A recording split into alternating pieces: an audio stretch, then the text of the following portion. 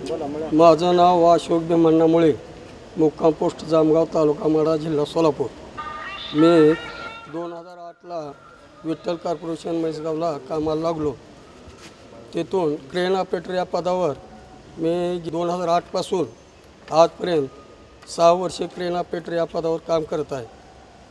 मामाबद्दल बोलायचं जर म्हणलं, पहिल्या वर्षी आम्हाला वाटायचं मामा बक्षीस देतात का नाहीत असं वाटत होतं, परंतु आंधळा मागतो एक डोळा पण देव देतो 2 डोळं असं आमच्या कामगारातर्फे झालं।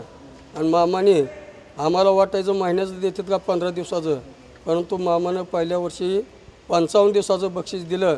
कामगाराचा आनंद झाला।